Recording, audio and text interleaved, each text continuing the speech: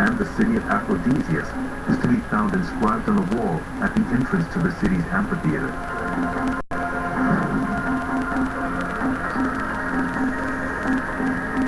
Historian Eleanor Herman now joins chief archaeologist Chris Rate of the New York University team to find out more.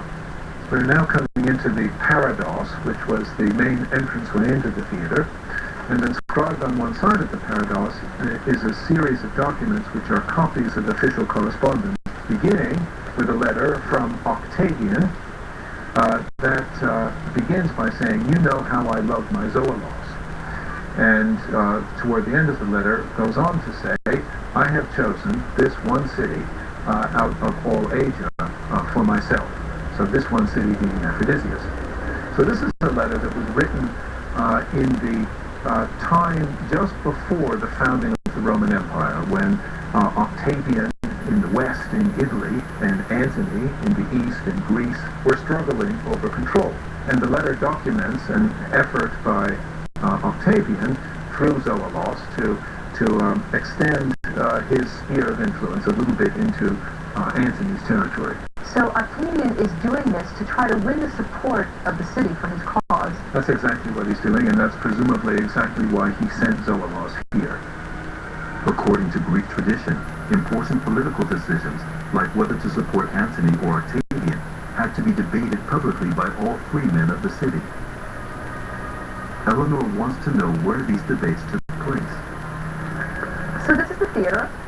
They would have held plays here, public performances, but was the structure used for perhaps other purposes? It was an all-purpose general assembly space. So when the Roman governor would come here to address the city, this is where he would make his speeches, this is where he would be applauded by the assembled populace. It was also used for gladiatorial displays, and that's why the orchestra is sunk below the level of the stage. Human blood sports, gladiatorial games, fights with wild beasts, and public executions were a favorite pastime of the Romans. They enthusiastically exported them to every corner of their domain. These displays were also an important political weapon, and local dignitaries, like Zoilus, would sponsor fights to increase their popularity. What would this have looked like 2,000 years ago? Would it have been much different than what we see today? Well, it was twice as big as it appears today. So we're seeing only the lower tier of seats, and there was another tier of seats up above.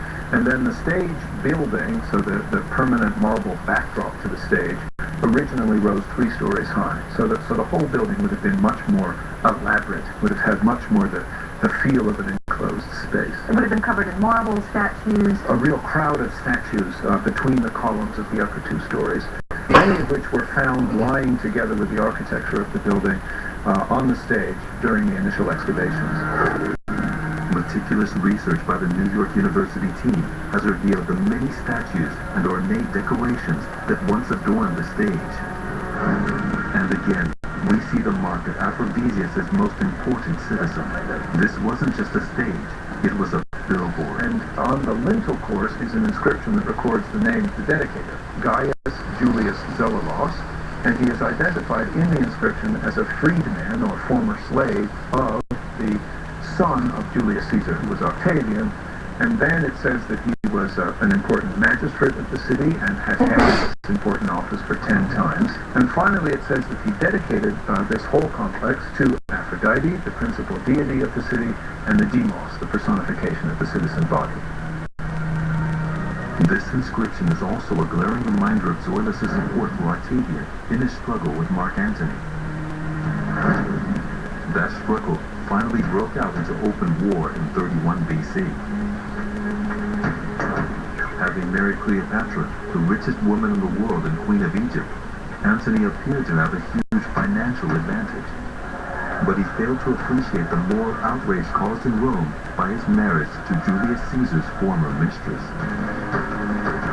When Mark Antony divorced his good, solid Roman patrician wife and married Cleopatra, the reaction was absolute horror. Here he was with this silken, entrancing Eastern woman who was going to do terrible things to him and Rome.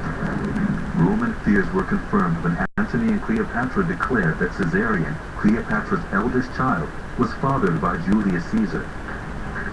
and because of this, they proclaimed him heir to a combined Roman-Egyptian empire.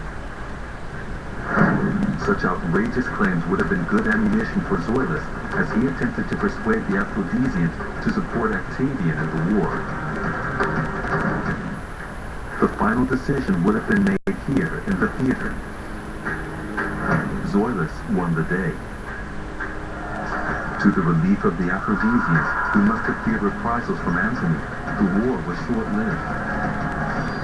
Abandoned by his men, and mistakenly believing Cleopatra to be dead, Antony committed suicide.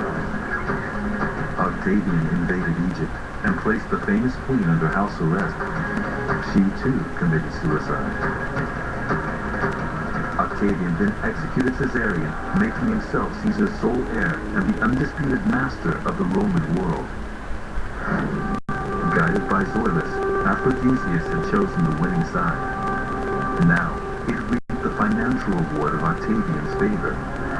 It's visible in the finished theater. Completed around 27 BC, a few years after Octavian's victory, the theater stage was an awe-inspiring three-story structure adorned with statues of gods, heroes, and dignitaries, probably as Zoilus himself. Zoilus had now recast the city's most important forms and rebuilt its most sacred shrine, the Temple of Aphrodite, with himself as high priest. The former slave became master of the city, but Zoilus's ambitions didn't stop there. His next project would lay the foundations for Aphrodisias to become not just a flourishing center of trade, commerce, and the arts, but a prestigious venue for games and bloodthirsty sacrifice. It's a fact. Millions of Canadians love watching American pictures.